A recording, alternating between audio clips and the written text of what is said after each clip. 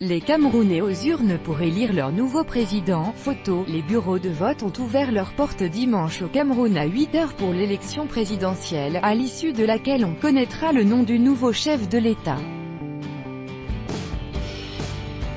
Les Camerounais sont appelés à choisir entre 8 candidats. Les électeurs ont commencé à voter ce dimanche matin pour désigner le prochain président du Cameroun. À Accent-Grave-Yaoundé, dans le bureau où doit voter le président sortant Paul Biya, 85 ans, au pouvoir depuis 1982 et qui brigue un 7e mandat consécutif. Face à 7 candidats, le premier électeur est entré dans l'isoloir un quart d'heure après l'heure officielle d'ouverture des bureaux à 8 h heure locale, 7 h GMT. À Bué, capitale du Sud-Ouest, l'une des 2 régions anglophones du pays, la distribution du matériel électoral avant l'ouverture des bureaux s'est faite sous haute protection de l'armée.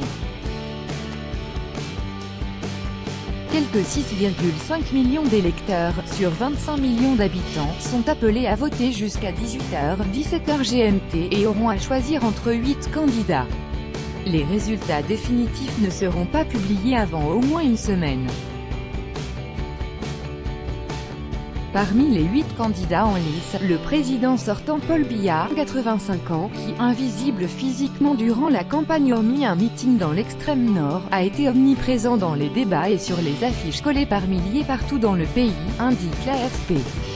Mais, à 48 heures du vote, un coup de théâtre a surpris le monde politique camerounais. Pour la première fois depuis la présidentielle de 1992, 2 opposants de poids ont formé une coalition contre Biya. Akermouna, ancien bâtonnier du Cameroun, s'est désisté en faveur de Maurice Kamto, candidat majeur de l'opposition, ancien ministre délégué à la justice, 2004 à 2011, et transfuge du parti au pouvoir.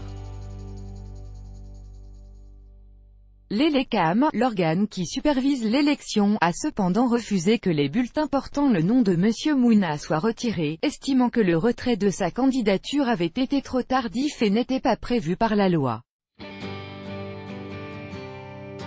2 autres candidats sortent du lot et peuvent espérer faire un score significatif. Joshua aussi, candidat du Social Democratic Front, SDF, principal parti d'opposition, malgré une campagne timorée, et Cabral Libi, âgé de 38 ans et benjamin de cette élection, qui a fortement mobilisé dans ses meetings.